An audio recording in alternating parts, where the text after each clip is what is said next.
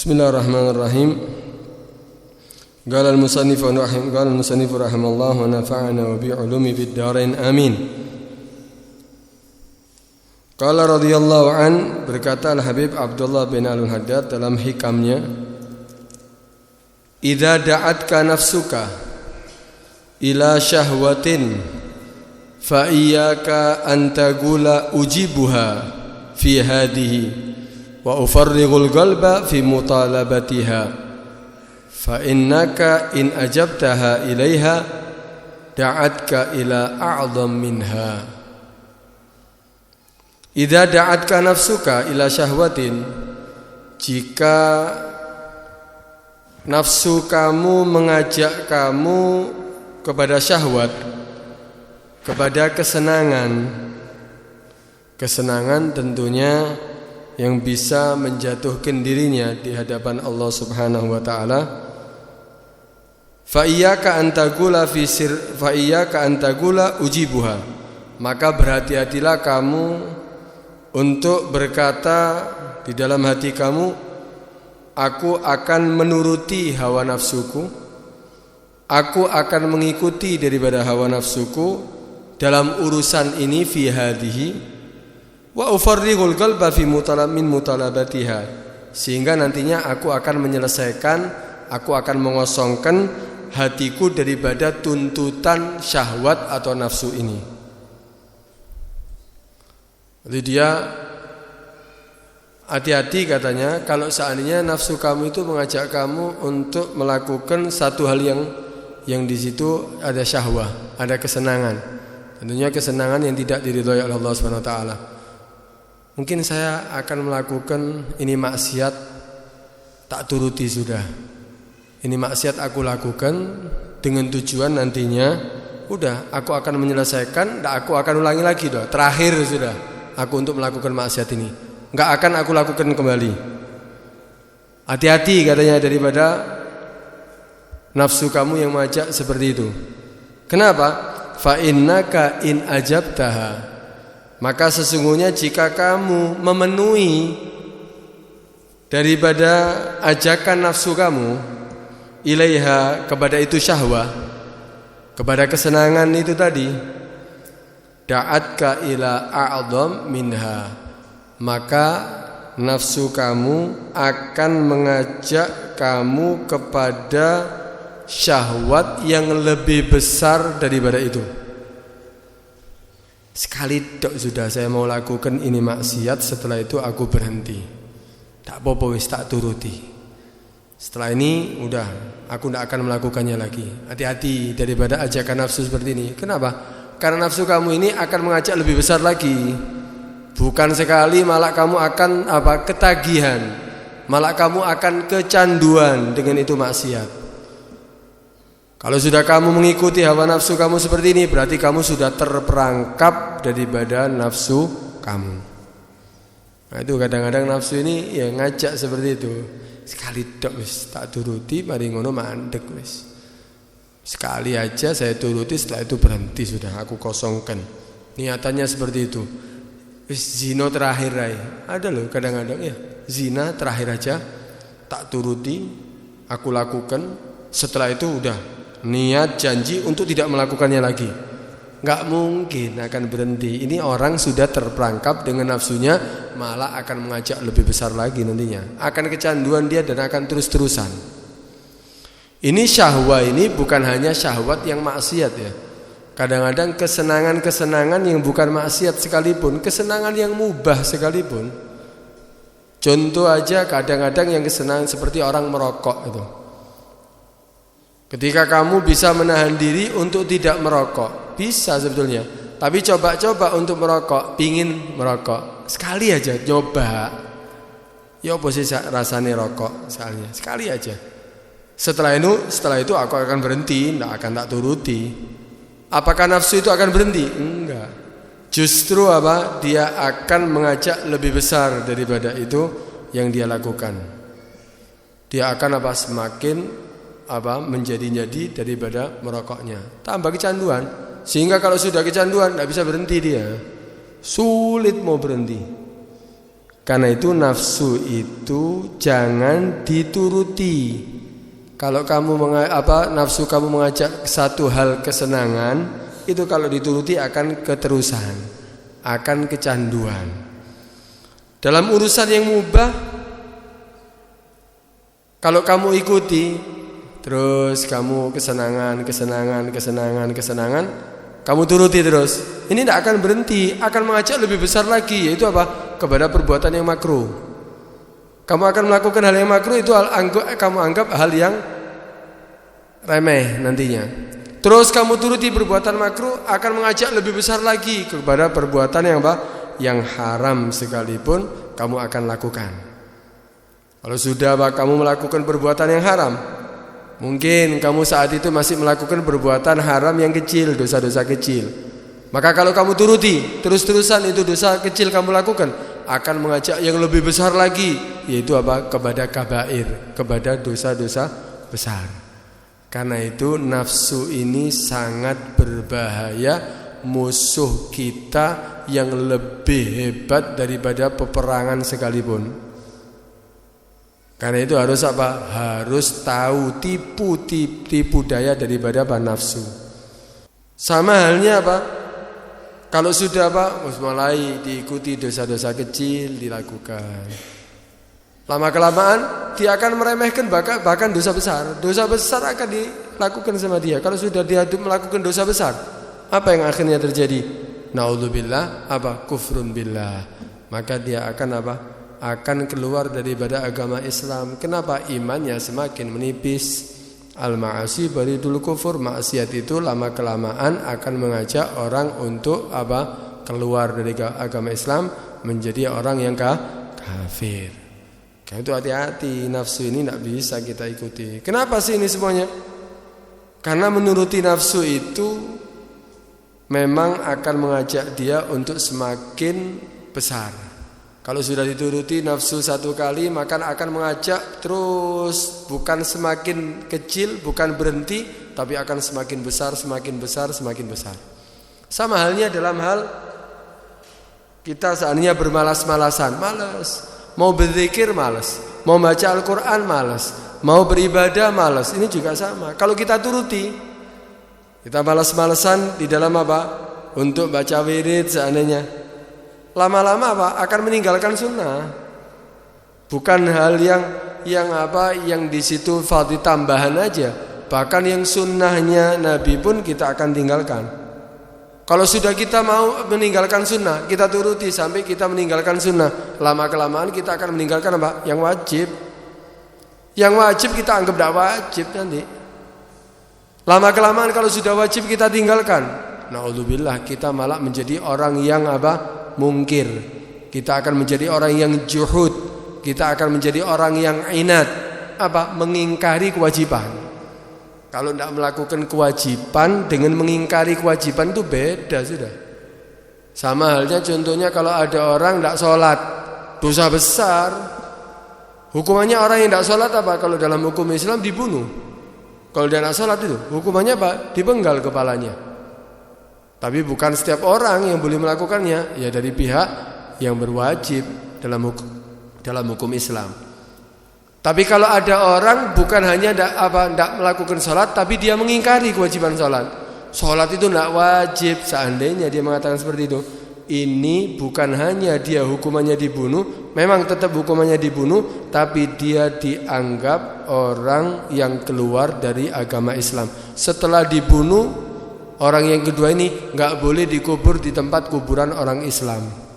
Dianggap murtad. Kenapa? Mengingkari kewajiban. Kalau yang pertama, ketika dia meninggalkan sholat, dia dihukum hukumannya dipenggal kepalanya, tapi tetap dikubur di tempat kuburan orang Islam. Wajib dimandikan, wajib dikafani, wajib disolati, wajib dikuburkan di kuburan orang Islam. Tapi yang kedua tadi mengingkari kewajiban. Ini bukan hanya bukan hanya dia dibunuh, tapi dianggap seperti orang yang kafir, murtad, dia keluar dari agama Islam. Berarti tidak boleh disolati, haram disolati, tidak boleh dikubur kuburan orang Islam. Nah, ini karena itu hati-hati. Kadang-kadang meremehkan sesuatu itu, kalau itu perbuatan oh perbuatan sunnah, tak popo sunnah. Tak lagi wajib kamu remehkan. Tak lagi apa? Wajib akan diremehkan. Setelah meremehkan yang wajib, tak lagi mengingkari kewajiban.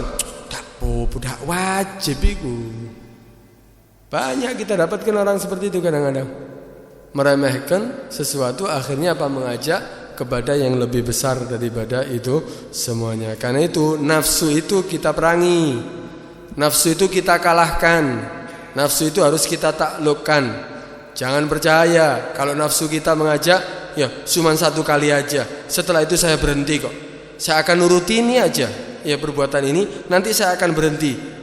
Ini berarti apa? Orang ini sudah terperangkap apa dengan nafsunya. Dan ketika racun nafsu tadi itu sudah masuk ke dalam hatinya, sudah apa? Masuk ke dalam apa?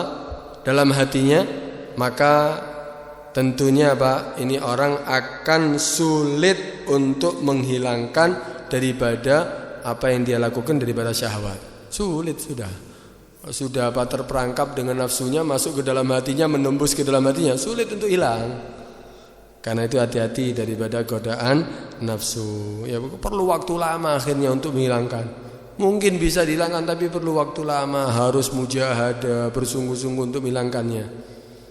Contohnya mungkin ya ketika kita seandainya nuruti, ya melihat perempuan, melihat sekali tidak dosa.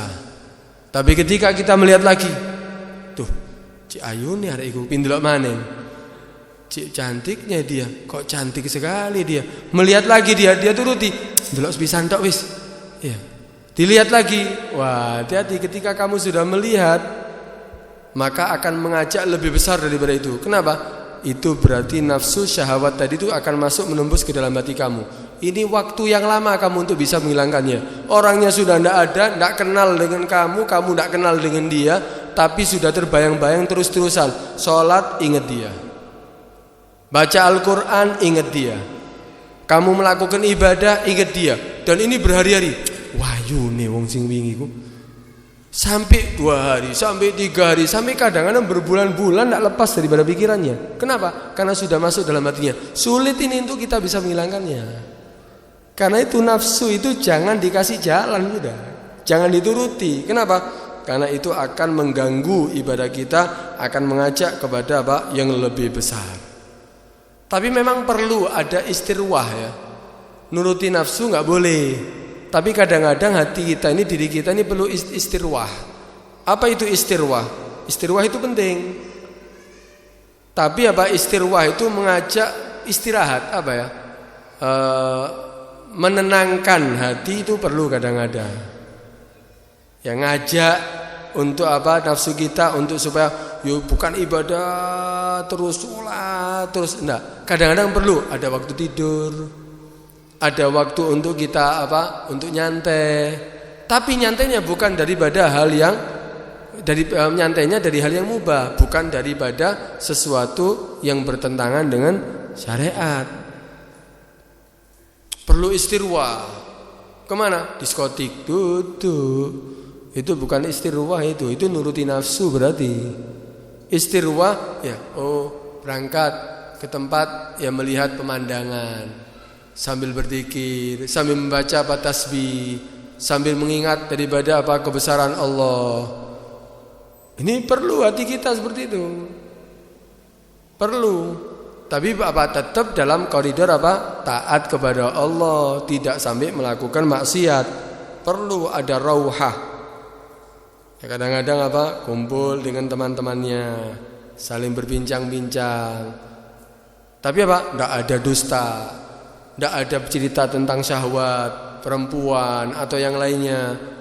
Duduk menceritakan ilmu, duduk cerita walaupun lucu, tapi tidak ada dusta. Perlu, boleh seperti itu. Kadang-kadang ada waktu untuk seperti itu. Itu namanya istirwah. Sholat aja kok ada kok. Kan itu sholat tarawih itu sholat yang dilakukan di bulan Ramadan malam hari itu.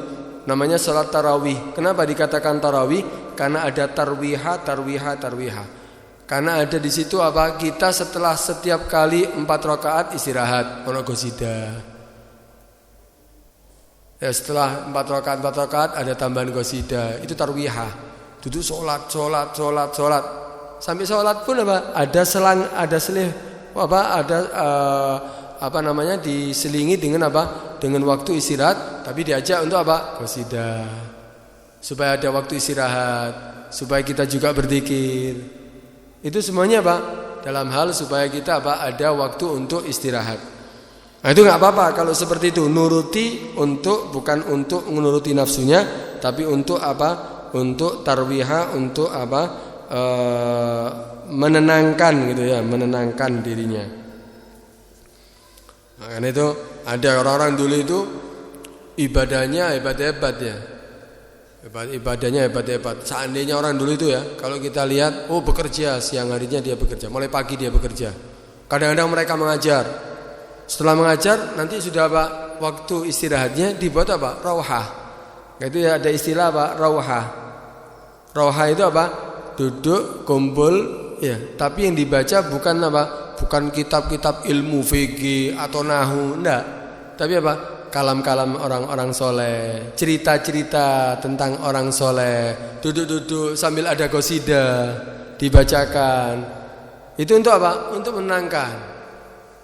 Itu rauhah. Karena itu mereka itu mengadakan acara-acara rauhah. Rauhanya mereka, nyantainya mereka tetap ibadah. Kalau kita ya nyantainya kita ya lupa ya masalahnya. Karena itu boleh ada rauhah tapi tidak melakukan hal yang bertentangan dengan syariat Allah. Karena itu penting untuk memerangi nafsu, tapi memang enggak semua orang mampu untuk memerangi nafsunya, mengalahkan nafsunya. Ya karena kekuatan itu, orang yang dikatakan kuat itu bukan orang yang pinter berantem ya, pinter gulat, atau orang yang bisa membawa beban yang berat. Wah, barbel yang berat dia bawa, ini orang yang kuat. Sebetulnya bukan itu orang yang kuat. Orang yang kuat itu kata Nabi SAW, itu orang-orang pilihan yang dia dikatakan oleh Nabi laisa syadidu bisur'ah. Bukannya orang yang kuat itu yaitu orang yang pinter gulat, pinter berantem. Wah, selalu menang dalam berantemnya dia, dalam gulatnya dia. Bukan itu sebetulnya kata Nabi. Innamas syadid alladzi yamliku nafsahu indal ghadab, yaitu orang yang memiliki, ya orang yang dikatakan kuat itu orang yang memiliki nafsunya ketika dia marah, menahan nafsunya ketika dia marah. Ketika diganggu sama orang dia sabar. Itu orang yang kuat. Tidak gampang ini orang seperti ini ya.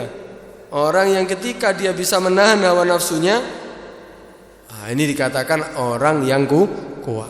Ketika dia saat marah, diganggu sama orang, ditahan. Astagfirullah, sabar. Ya tidak apa-apa, sudah saya maafkan. Ini orang yang kuat, bukan yang minta gulat. Ya kalau seperti itu bisa dilatih. Orang minta gulat, ya belajar aja karate, ya belajar gulat. Orang yang bisa mengangkat beban yang berat, bisa dilatih itu.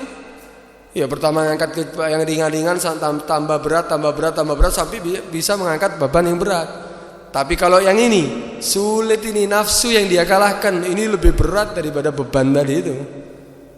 Kan itu kata Nabi, laisa syadidu bisur'ah, bukan orang yang kuat itu orang yang pintar gulat, pintar berantem, bukan. Tapi innamas syadidu alladzi yamliku nafsahu indal ghadab. Itu orang yang yang kuat itu hanya saja innamas syadidu alladzi yamliku nafsahu, yaitu orang yang bisa mengendalikan nafsunya ketika dia marah. Yamliku nafsahu, ini yang paling penting. Makan itu boleh. Makan tapi dia yamliku nafsahu, tidak makan yang haram, tidak makan dari hasil yang menipu. Makan secukupnya. Nafsu pingin tambah, tapi ditahan sama dia. Ini yang memiliki nafsu, ini orang yang kuat. Tidur seandainya, tidur secukupnya, bukan tidur setiap waktunya, setiap saatnya. Ini yang dikatakan yang memiliki nafsu dalam segala hal.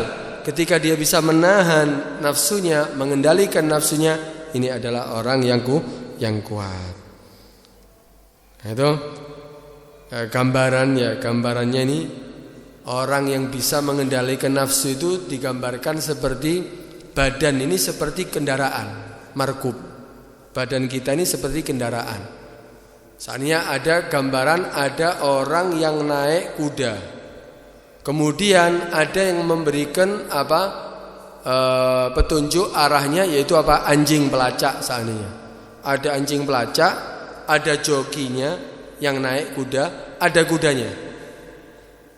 Badan kita ini ibarat daripada kendaraan tadi itu, kudanya. Jokinya akal hati kita. Kemudian itu anjing tadi itu yang akan menunjukkan jalan, itu ibarat daripada nafsu kita. Ibarat daripada nafsu kita. Ya, ketika kita naik kuda yang bagus, kudanya hebat, larinya cepat, jokinya hebat juga. Jokinya pinter, dia bisa mengendalikan kudanya. Kemudian anjingnya, anjing pelacak, anjing yang sudah terlatih. Ini orang akan cepat sampai kepada tujuan. Kenapa? Kudanya cepat, hebat, jokinya juga pinter mengendalikan kudanya. Kemudian ada yang menunjuki jalannya, yaitu anjing yang sudah terlatih. Kira-kira akan sampai gak ini orang? Akan cepat sampai. Begitu juga daripada diri kita ini. Ya, diri kita ini ya akal dan hati kita ini yang mengatur daripada badan kita. Akan mengatur daripada badan kita. Sebagaimana tadi jokinya bisa mengatur kudanya, waktunya loncat, waktunya kenceng, larinya kenceng. Tergantung daripada Tergantung daripada jokinya. Akal itu ibarat daripada joki. Akal kita baik, pikiran kita bersih, ya tidak ada pikiran yang jelek. Kemudian hati kita juga bersih. Kemudian badan kita akan diajak kepada kepada taat. Badannya sehat, badannya energik. Ini badan kuat, masih muda. Kemudian akalnya bagus, jernih pikirannya, hatinya bersih, hatinya tidak ada kotoran hati. Maka badannya akan diajak kepada taat kepada Allah. Salat, baca Al-Quran, ibadah, bantu orang, cari rezeki yang halal. Terus kenapa? Karena kuda tadi itu diibaratkan diibaratkan kuda tadi badannya tadi itu seperti kuda tadi, akan nuruti daripada jokinya. Ini badannya akan nuruti daripada akal yang bersih dan hati yang bersih. Nafsu yang ada di dalam dirinya ibarat daripada anjing tadi itu. Nafsu ini sebetulnya mengajak kejelekan, tapi sudah terlatih. Nafsunya akan mengajak dia, keinginannya dia untuk bisa sampai kepada kepada taat kepada Allah Subhanahu wa taala. Karena itu ya ini yang harus kita harus kita lakukan. Hati kita bersih, akal kita bersih, kemudian badan kita semangat, kemudian nafsu ditaklukkan. Tidak akan ganggu. Tapi kalau hatinya kotor, akalnya kotor, kemudian badannya sudah tidak menunjang, ataupun kalaupun badannya kuat, tapi kalau sudah akal dan pikirannya ya kotor, kemudian anjingnya tidak bisa dilatih, anjingnya malah anjing galak. Kita minta diantar ya tunjukkan jalan, ternyata dia lari sendiri, malah ngejer orang lain. Ini orang tidak akan sampai. Ibarat daripada jokinya buta, kendaraannya tidak ada lampunya. Mobil anak kendaraannya supirnya buta. Terus yang ini bablas ya. Akhirnya pikirannya kotor, hatinya kotor, badannya diajak kemana ini? Ke maksiat. Semangat untuk maksiat, semangat untuk ke diskotik, semangat untuk lupa kepada Allah, tapi diajak taat sulit. Ini adalah ibarat daripada hati dan akal kita. Karena itu nafsu harus kita taklukkan.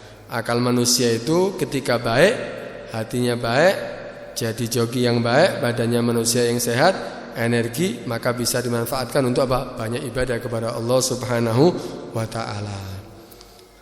Itu amal faris, dikatakan amalu faris adharru minal faros. Yang dilakukan oleh orang yang naik kuda itu lebih bahaya daripada kudanya. Kenapa? Kuda nuruti daripada orang yang mengendarai. Diajak kemanapun bisa itu kudanya. Diajak naik loncat jurang bisa. Tapi diajak untuk apa ke tempat yang apa tujuannya dia juga bisa. Amal faris adhar minal faras.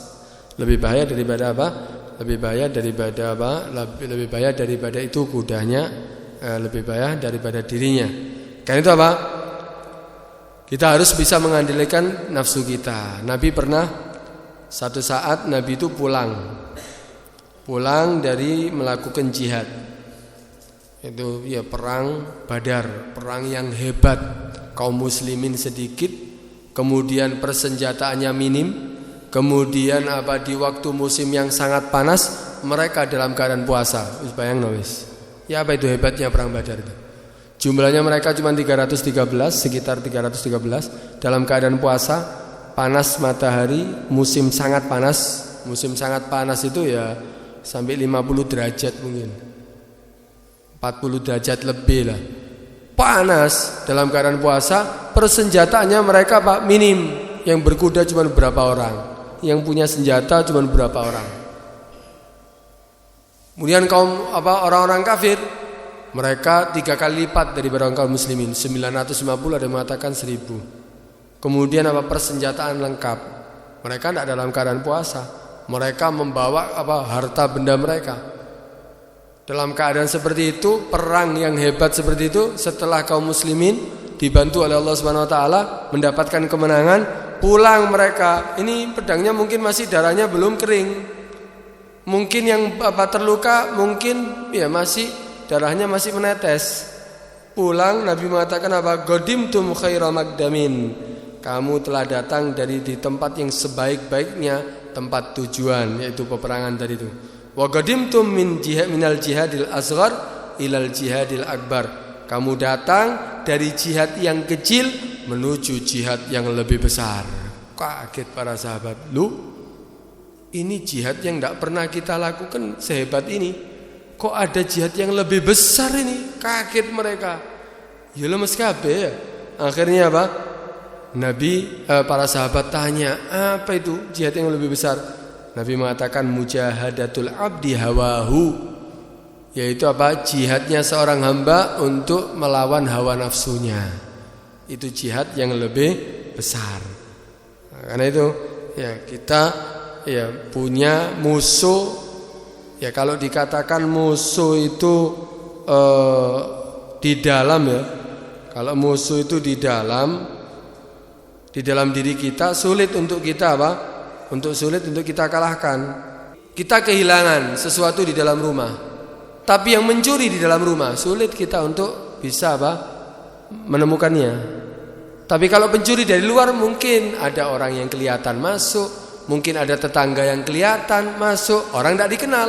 Tapi kalau di dalam rumah sulit. Orang yang selalu keluar masuk rumah, dia yang mencuri, sulit ditemukan. Kalau musuh dari luar itu mudah untuk dikalahkan. Tapi kalau musuh dari dalam diri kita itu yang sulit untuk dikalahkan. Ya musuh nafsu itu ada dalam diri kita. Karena itu peperangan yang tidak akan berhenti itu memerangi hawa nafsu. Karena itu lebih besar daripada perang yang tadi itu. Kalau perang dengan manusia mungkin kita bisa kita bisa kalahkan, kita bisa lawan, berusaha dengan kuat. Tapi kalau musuh yang ada dalam diri kita, apa yang mau kita perangi? Mau kita bunuh? Apa yang mau kita bunuh? Diri kita. Ada dalam diri kita. Ini peperangan yang tidak akan berhenti sampai kita mati. Itu Ini dikatakan perang yang besar. Nah, ini penting ya untuk kita mengetahui untuk mengetahui daripada nafsu kita ya sehingga kita tidak sampai kecolongan. Yang dikatakan ta'arrafin nafsa la ta'man ghawailaha fan nafsu akhbas min sab'ina syaitana. Kamu harus mengenali nafsu kamu. Jangan kamu merasa aman daripada tipu dayanya nafsu kamu. Kenapa? Ya, fan nafsu, karena nafsu itu akhbas, lebih jelek, lebih bahaya min sab'ina syaitana, daripada 70 setan. Lebih berat daripada 70 setan, lebih bahaya daripada 70 setan itu nafsu. Dan juga nafsu ini dikatakan adu mahbub, musuh yang disenangi. Kalau disenangi itu kan ya sulit mau kita kalahkan ya. Katakan adu mahbub. Kenapa dikatakan adu mahbub? Kesenangan nafsu itu dikatakan adu musuh mahbub yang disenangi. Makan sate, disenangi, tapi haram. Ini adu mahbub, makan haram, tapi sate nikmat ini, makanan yang lezat ini, tapi haram. Adu mahbub. Mobil baru, kasih mobil baru, tapi sogokan. Ini adu mahbub, mobil baru nih, kari tanda tangan tak oleh mobil anyar. Aduh ini musuh nih, kenapa nafsu nih yang mengajak? Tapi apa? Mahbub, kenapa mahbub? Mobil baru. Adu mahbub. Nafsu itu dikatakan apa? Musuh yang disenangi. Duit ratusan juta, bungkus kertas coklat, silahkan. Tapi diperintahkan untuk apa? Untuk melakukan sesuatu yang tidak benar. Buka, waduh, abang-abang, tebel lagi. Ini dituruti dosa, nafsu. Kalau mengajak untuk mengambil itu nafsu berarti. Tapi mahbub, kenapa duit? Sama aja seperti apa? Orang kena penyakit apa?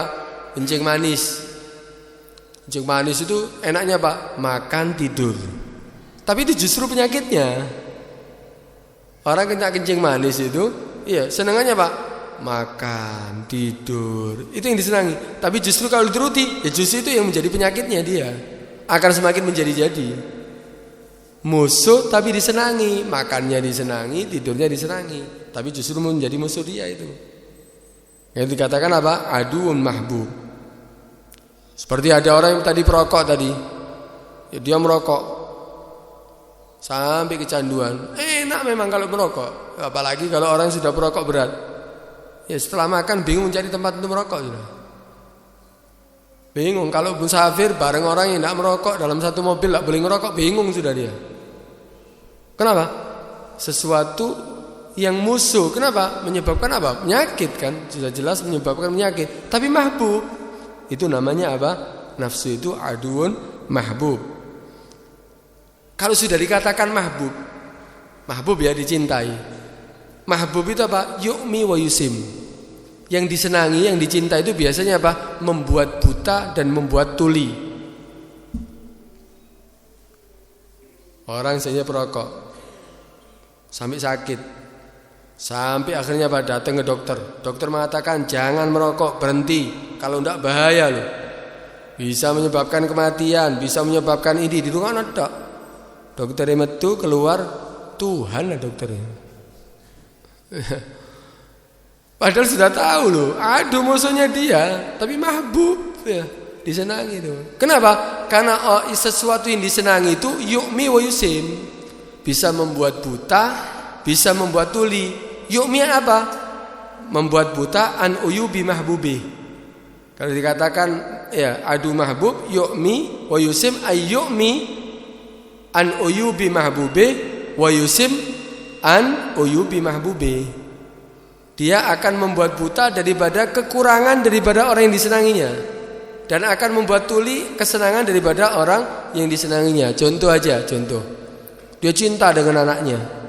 Anaknya ya kadang-kadang belum mandi, baunya enggak enak. Kalau orang yang mencium enggak mau, tapi karena dia orang tuanya diambungi. Ya. Yu'mi an uyubi mahbubi. Dia merasa tidak melihat daripada kekurangan daripada orang yang dicintainya, anaknya dari itu dicintainya, sehingga bau itu uyub kekurangan, tapi saat dianggap apa enggak ada, enggak tahu anak kalau ini bau. Wayusim, kadang-kadang apa dikasih tahu anaknya kamu itu melakukan ini, enggak mungkin anakku melakukan itu. Padahal anaknya melakukan seperti itu. Tidak mungkin anakku melakukan hal yang seperti itu. Tidak mungkin, aku tahu, aku sudah dididik anakku. Yu'mi an uyubi mahbubi. Membuat buta dan membuat tuli. Dia tidak mau mendengar kejelekan daripada anaknya. Kenapa? Karena cinta. Karena itu kalau kita sudah nuruti hawa nafsu kita, sampai kita cinta terhadap hawa syahwat yang kita lakukan, kesenangan-kesenangan, apalagi kalau itu perbuatan yang haram, ini sulit untuk kita hilangkan. Bahkan kalau kita dinasihati nggak masuk.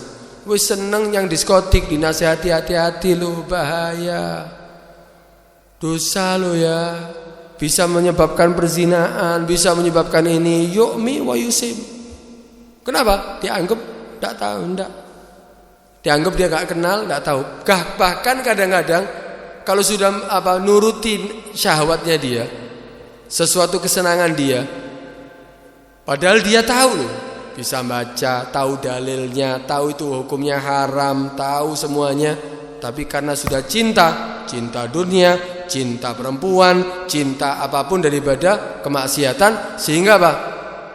Dia akan tetap melihat perempuan dengan syahwat, padahal tahu haram.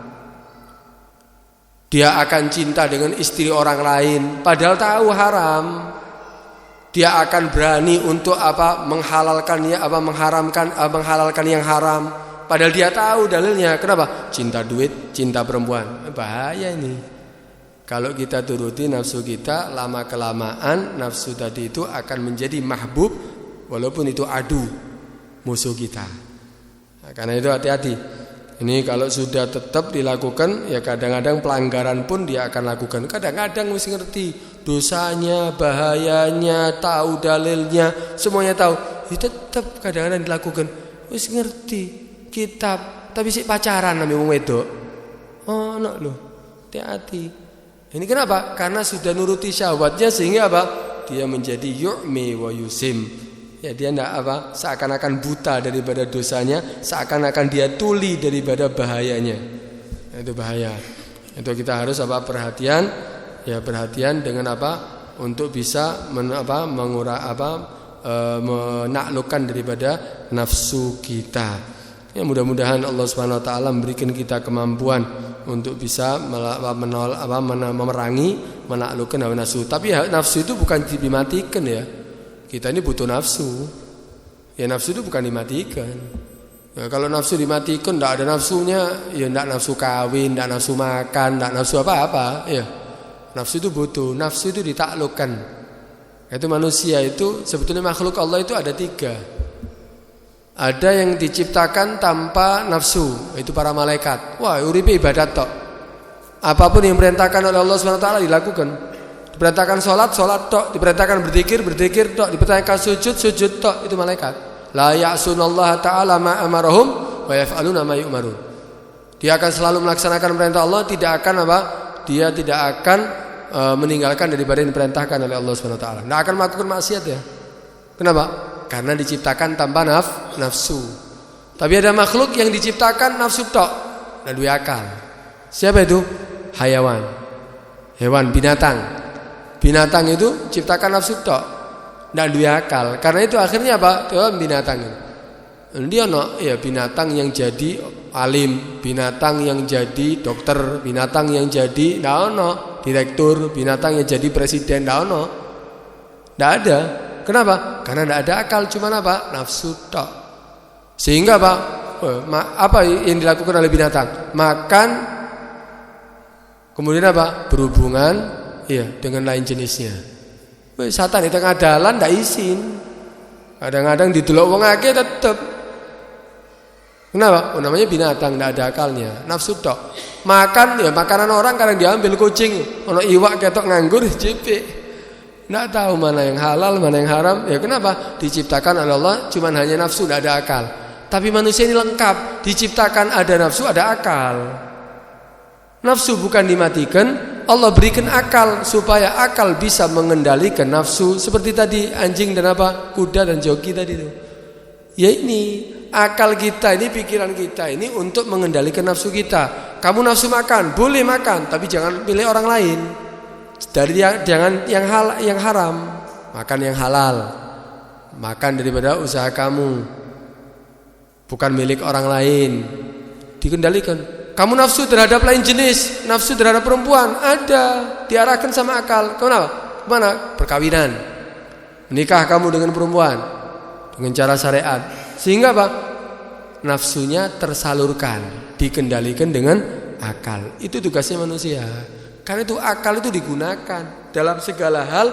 Ya, jangan sampai akhirnya lebih dominan nafsu kita sehingga kita turun derajat.